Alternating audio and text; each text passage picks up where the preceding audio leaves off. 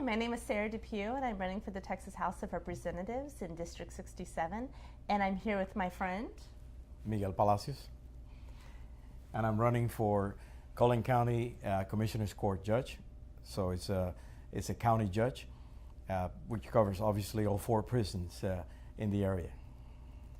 So normally we have, a whole hat full of issues to talk about because the other, potential lawmaker sitting on the couch with me, there's a lot of overlap in the issues we discussed, but Miguel and I talked about, we've got 4 here, so it's kind of a lonely hat today, but we will be drawing it randomly in just a moment. But before we do, I'd really like Miguel to talk to us about the Commissioner's Court. If you've ever heard Miguel speak, first of all, he's a very funny, charming guy. So he's my buddy. So, but also you'll know that he very rightly points out that most of us don't really know what the Commissioner's Court does or the influence that they have in our county. So, kind of let us know, what is the Commissioner's Court? What do they do? What are they about? Well, Sarah, and the Commissioner's Court is really one of the best kept secrets in the county, in most counties. There are 254 counties in Texas. Collin County is probably one of the is number 6, one of the wealthiest, biggest on development, biggest on everything, is recognized as such. And yet, hardly anybody knows what the Commissioner's Court does. Anything that has to do with services that you have to face through your daily life. For example, a child is born, you have to register the birth. Somebody passes away, you have to register that too. All the cemeteries are managed by the county. All the different services such as child support court, all the different activities at the county sheriff office are managed by the Commissioner's Court. The jail at the counties is managed by the Commissioner Courts. The counties that have hospitals or health services facilities are also managed by the county. We don't have that. We used to have one, and it was sold, and that's why most of our indigent population that requires health services, it goes to Parkland, and then they get Parkland bill our Collin County Commissioner's Court, and they may or may not pay the bill. That's one of the issues that are pending right now, and something that we should look into, and one of my priorities. Again, if you buy a car and you have to register your car, you have to get a driver's license, for example. If you have a business that sells alcohol and you need an alcohol type license to allow you to sell that product, all that is managed by the Commissioner's Court. The Commissioner's Court presently in Collin County has 1,800 employees. Has an approved budget a week ago of $380 million. All the commissioners get paid a salary of about 120 plus benefits. The judge gets paid about $140,000. So these are full-time jobs that you, the Collin County citizens, pay for. And yet most of you are completely unaware of what this Commissioner's Court and their commissioners do for a living. And we ought to know that. We should raise the level of awareness so we can hold them accountable, which at times they're not. And it's something we should be considering. Thank you very much. You're welcome. So Miguel brought this hat, and can you tell me why this hat? What's the story behind it? I'm going to bring it up even closer. I'm sorry, beret. He corrected me earlier. Yes. It's a beret, not a hat. I'm sorry. The beret is a green beret. I was, would say, inducted. I went through the training when I was a young first lieutenant, some time ago, as a matter of fact. And it was one of those stories where you do things unknowing, not knowing very well what you're getting into, which I didn't mind to. I've been in paratrooper school, airborne school, and ranger school before, and I figured it couldn't get any tougher. Well, to a certain extent, I was mistaken. But it was a worthwhile training. It was 4 months, and I became part of the 5th Special Forces Group. Special operations originally were known as Green Berets. As time has gone by, you have the SEALs, which are from the Navy. You have Special Air Force type aircraft, wings and squadrons that carry those special forces and those SEALs to places where they do the things that they're not supposed to tell anybody, because they're not supposed to be there, by the way. So, but today, the forces, special forces that I belong to, the Green Berets, as it used to be known, are in about 180 different countries right now. I'm sorry, in 100 different operations in over 80 countries in the world, some of which we have no idea what are they and what they're doing there. But that's just the mission of it.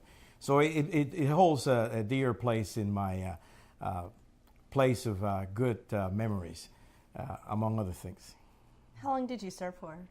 I was in 5th Special Forces Group 2 years. I had 2 A detachments, and I was also an executive officer and operations manager for a refugee camp, which was probably the most rewarding activity I've ever done in my life in terms of military activities or operations. So it means a lot. It's a part of my life that is very closely guarded by myself and my friends.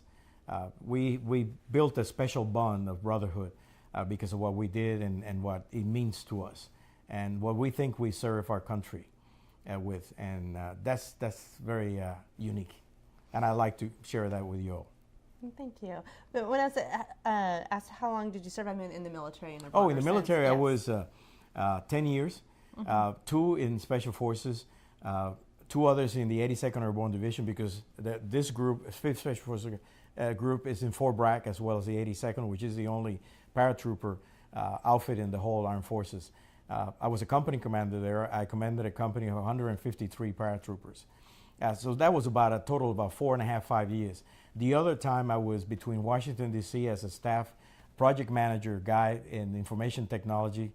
I used to belong to what used to be called the Information Systems Engineering Command, which actually was the command that managed all the communications in the Army and managed all the information technology or data processing as it was known then. And prior to that, I was in Europe doing all kinds of other things when we had the Iron Curtain and the world was divided between the good guys and the bad guys. I won't tell you which one it was which, but I'll leave it to you to figure it out. Well, thank you very much. Would you like to draw our issue for the evening? I'm not looking. Let's see. First one here, we got population growth. Collin County is one of the fastest growing counties in the United States, especially here in Texas. I believe there's only one more that is growing that fast, but we're in the northern portion of Texas. This is the county to watch. This brings unique opportunities to all of us, and you can see it by having companies like Toyota and the other ones that have recently co-located here or relocated here to Collin County. And I say that because it does bring business opportunity and growth, but it also brings a different kind of citizen. They come from the West, they come from the East, some of them come from overseas. So when you have that, you start having a global type attitude and disposition that the local Texans or people from Dallas or Tarrant County or from Collin or Denton show in terms of political proclivities. So it makes our election process a little bit more interesting. Hence, there's a tendency for more progressive and more democratic type solutions and platform. So when I think about population growth in Collin County, as you rightly point out that it is so quickly growing, I've seen various estimates that put us at, 2.5 million people in 15 years, possibly 3.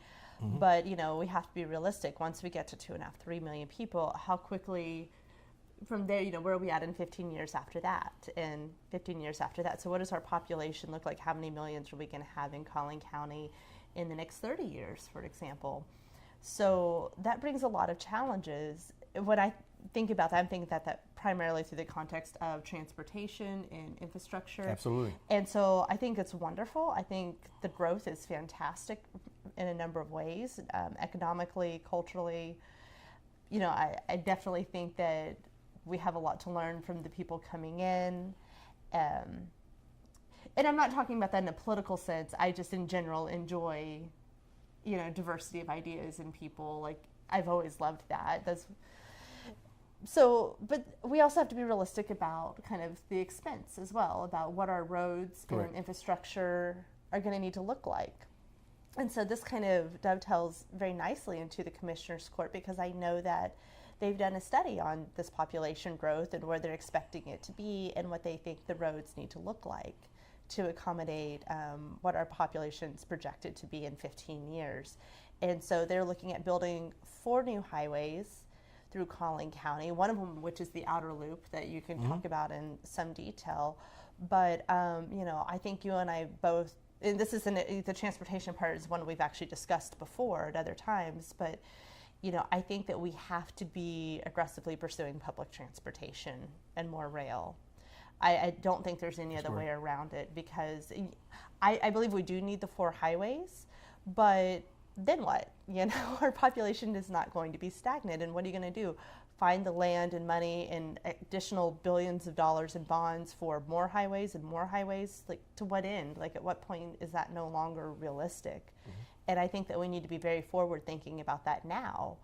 So I know right now DART is expanding in the Cotton Belt, but we don't really have a whole lot of expansion going north towards McKinney.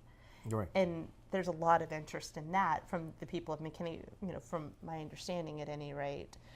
But even that's not going to be sufficient.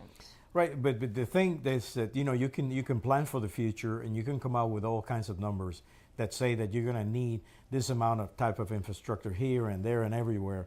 But yet you need to be cognizant of the fact that you do have needs today. And what I'm referring to is, for example, the growth here in Plano, in Allen, McKinney, and Frisco is one that requires solutions that big roads are not going to provide. Right. Example, we have Loop 12, which was one of the biggest roads construction that we have ever had and still are having. We have LBJ, was extended, I don't know how many times, 3 or 4 that I can remember in the last 25 years. We had the North Dallas Tollway going all the way up to 380 up north in the county. We had George W. Bush, 121, so on and so forth. And I ask everybody, has that resolved our mobility issues? Not really. We still get stuck early in the morning and late in the afternoon. Even during the weekends, by the way, we still have traffic jams. So, having more roads is not the solution. Having smart transportation solutions is a solution. And what do I mean by that? You can have, for example, the Cottonwood line, for example, is one. Cotton Belt, sorry. It's is one of the solutions going east-west, going from East Plano to DFW. You have areas that should be just for walking purposes. Allow people to walk. One of the problems that we have is that we have built our cities and our mobility solutions around our cars. And it should be the other way around. People can walk. They should walk. It's better for their health. It's better for their social life. If you look at Legacy East and West, it's amazing how many people just love to walk and talk and just sit around here and there and everywhere. Some of them watching people, some just interacting. They really enjoy that. And there are other parts in our county where we have those small communities that just converge and socialize. It's healthy for our quality of life. Hence, things could be combined. Bicycle trails, areas where you can go to work using your bicycles, and of course, light rail. For in the past, we have assumed that having light rail is just a bad thing. There's a dark gray cloud over DART and anything has to do with mobility solutions like light rail.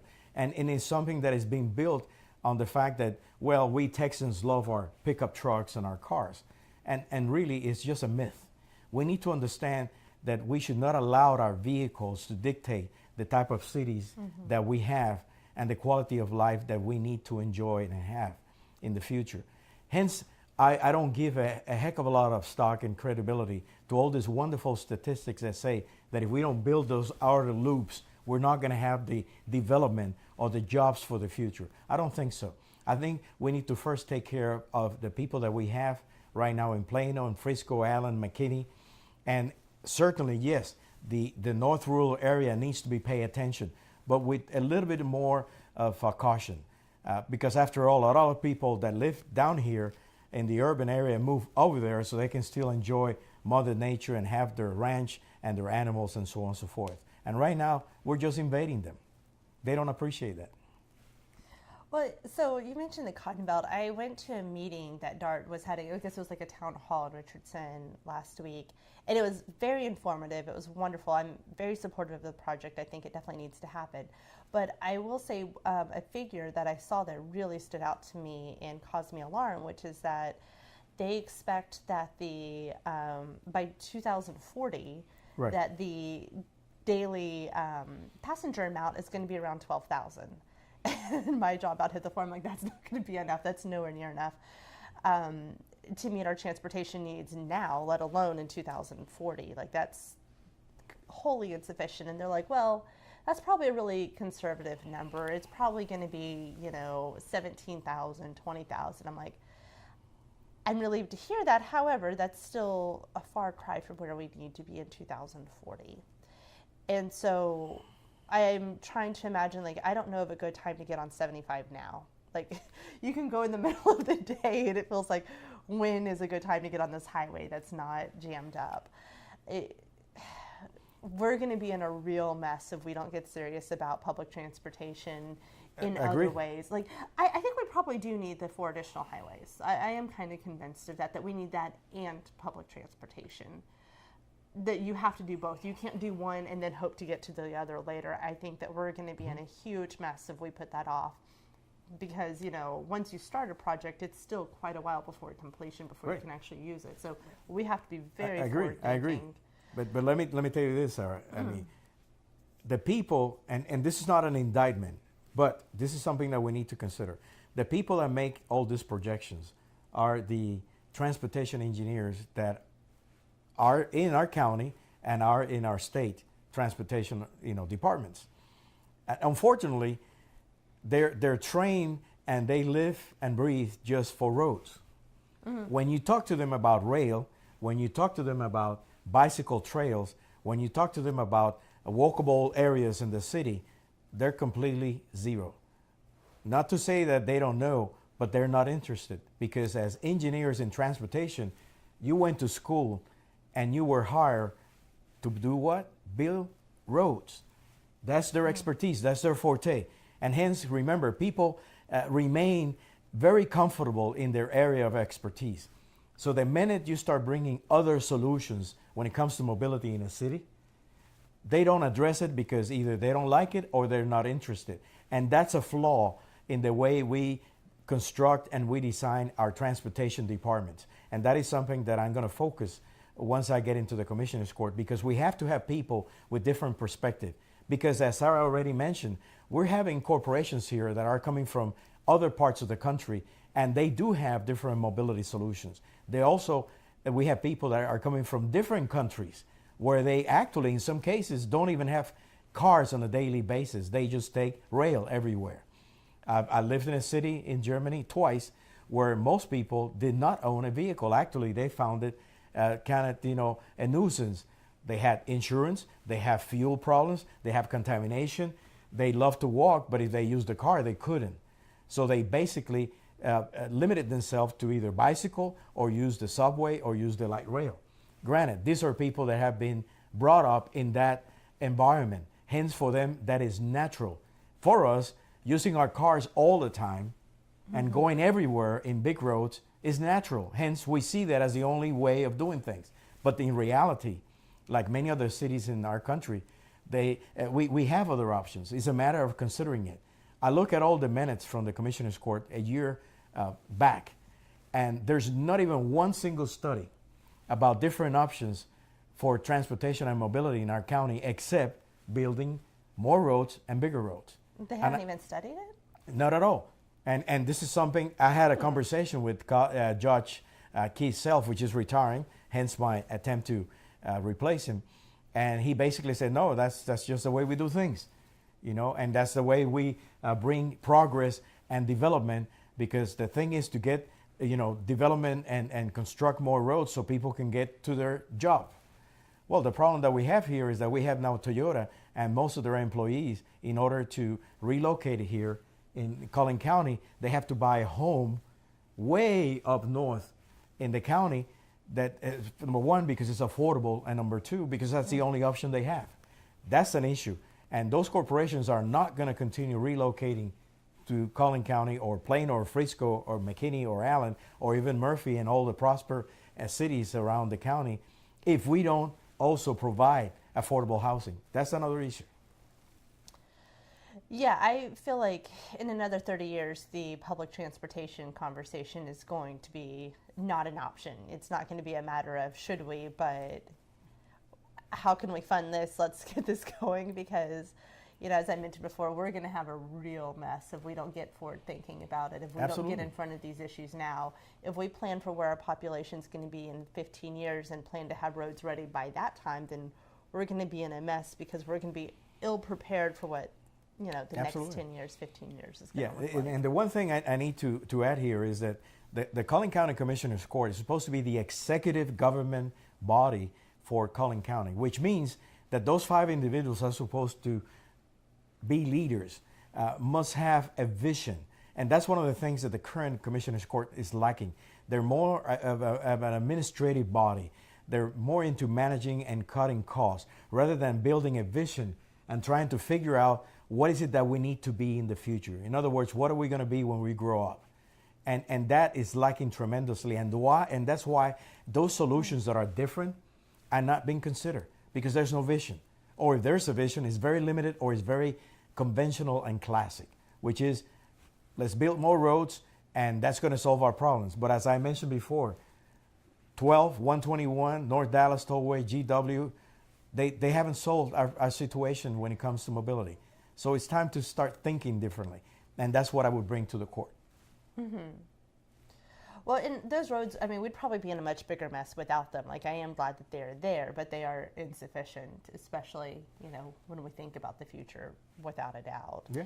And we have a wonderful economy now in Collin County, but what's that going to look like if we can't get from one place to the other, if commuters are stuck on the highway? Like, that's going to be non-functional. Yeah. But again, cities are like people. They age, the infrastructure changes, the needs and requirements are different.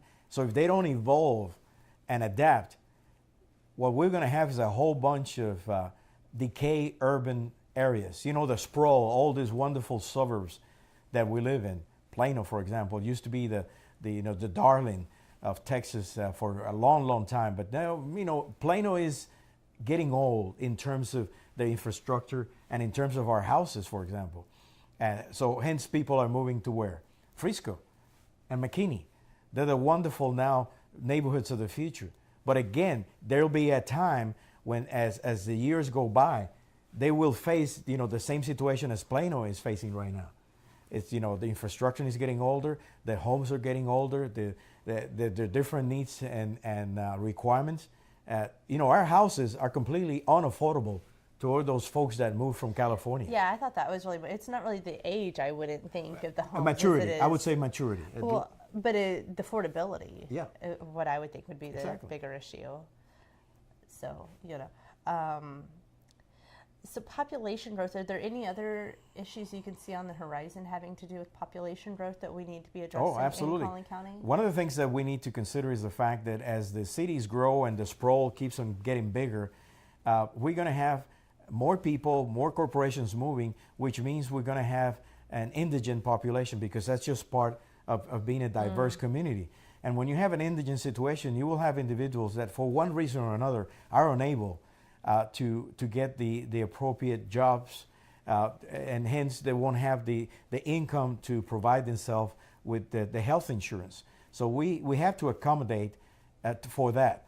And providing health insurance to indigent is not only appropriate morally, but it's something that you need to do because that's the kind of situation that if you don't tackle at times that is required, you're going to build another problem over that, which means there are going to be people that aren't going to become homeless because they spend too much money on their health services and suddenly they don't have enough money to either pay their mortgage or pay their rent, and they find themselves ill and without a home.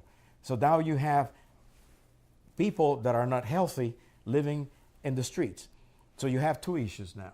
And again, it's more complicated than this. I'm simplifying it terribly, and I apologize for that. But that's something that is going to grow, and we need to understand that we have to have the adequate health services in the county to tackle it timely. Today, we have Not just people that are going to Parkland. yeah, They shut get off our responsibilities. exactly off to what we did. Dallas. 24, 25 years ago, I believe, we sold our hospital, and we don't have one. We don't have a county hospital since 25 years ago. We send our people to Parkland or other facilities, but mostly Parkland. They get served in whichever way Parkland can afford it. And then we get our bills, the commissioner's court gets the bill, and they contest it most of the time. There's been issues about that. Mm-hmm. In the meantime, the people, which are the ones that need those services, are just, a ball in the park. It gets kicked around and gets kicked around. And these are human beings. We need to be cognizant of the fact that we have a moral responsibility, but also we have to have a vision on how to tackle those problems and ensure they're not going to become worse. They're not going to become worse as time goes by. Mm-hmm. So you're in favor of bringing back the hospital district?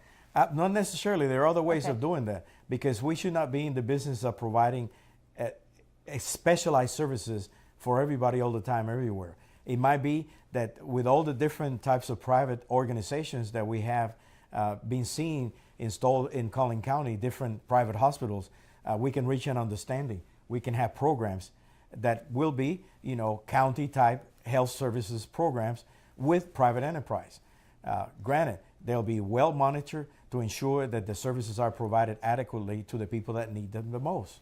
So would that be like the Commissioner's Court, instead of paying a bill to Parkland, paying it to, clinics here locally, like, clinics that are already existing, but then the Commissioner's Court's reimbursing for that care? Is that the idea? It could be. What I'm trying to say is I'd much rather invest the money in organizations, health services organizations, mm-hmm. that are established in our county, so we can, enhance that industry and provide them with the business, so to speak, that they require to remain competitive. At the same time, the people here in the county don't need to go to Dallas to get those services. Mm-hmm. Remember, Dallas in itself is already pretty tapped off when it comes to providing those services to their own mm-hmm. Constituency. So by adding to that, we're making, we're forcing the system, we're overburdening them. And yet we have many different health organizations and hospitals that are currently establishing themselves in the county. And my question is, why don't we reach an understanding and support them, and at the same time they provide the services that we need for the people that require them? That possibility, mm-hmm. it's there for us to investigate and explore. And mm-hmm. that's what I call a vision in the health services area. Well, awesome. Do you have any other issues that you see on the horizon, or you think we're at a pretty good spot? Actually, yes, I do. The Commissioner's Court has a charter, and the charter is part of the Texas Constitution that says, as a Commissioner's Court, your main duties are the following. And you'll be surprised how simple and basic they are.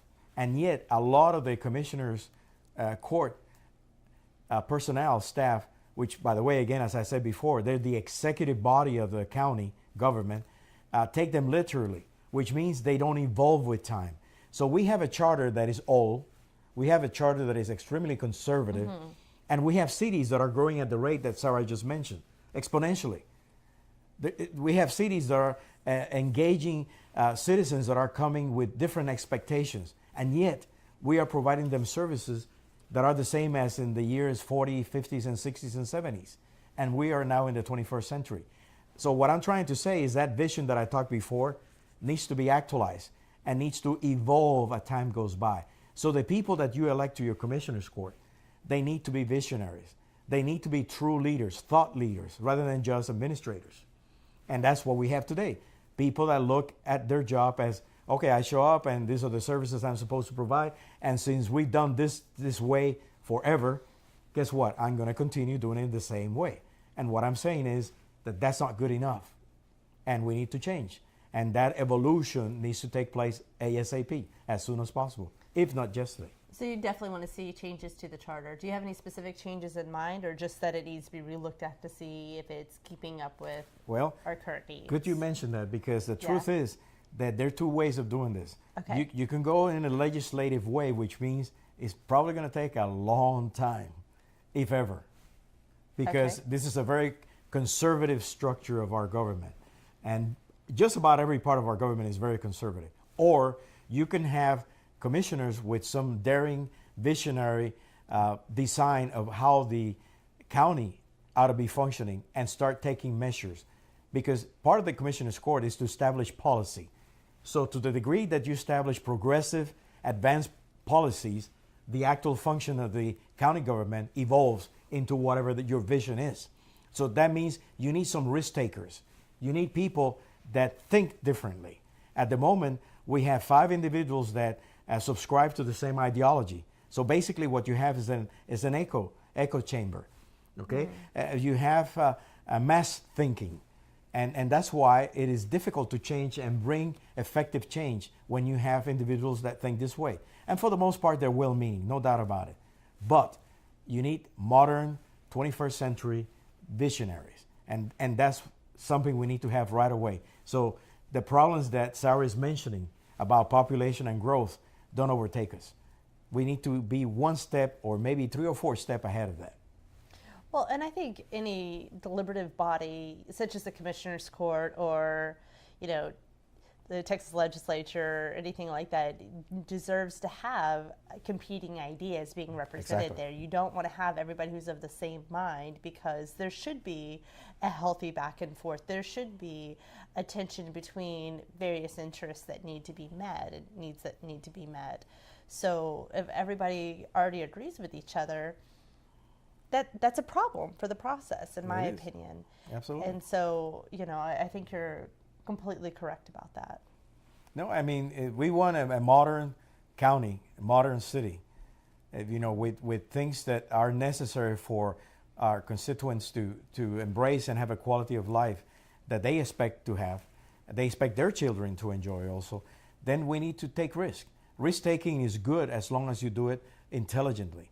Some people believe that risk-taking is reckless. Well, I did belong to the Green Beret organization, as I mentioned, which were the spear, the tip of the spear at many times. And these were daring individuals, but they had a job to do, and they did it with a vision and with risk in mind. You can't be a parachuter without taking risk. You better believe it. And you know what? There's very little you can do once you stick your legs and you get sucked out of that aircraft.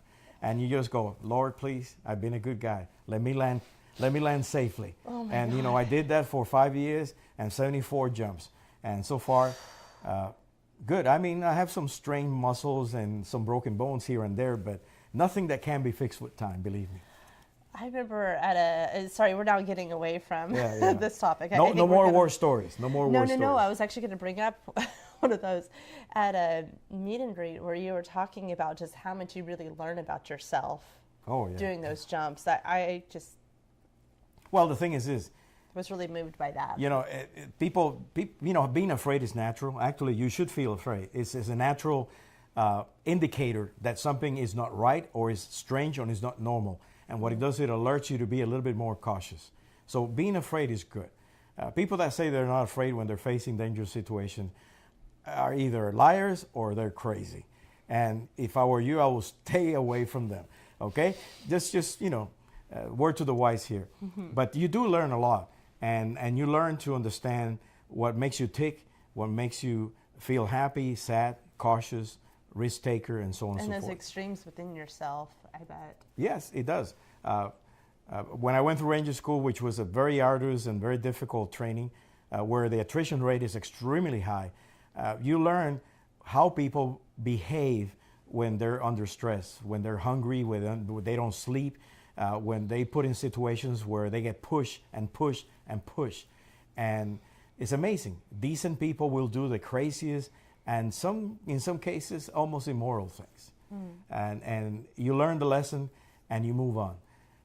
And that's why I feel uniquely prepared, because after the service, I worked with different consulting firms.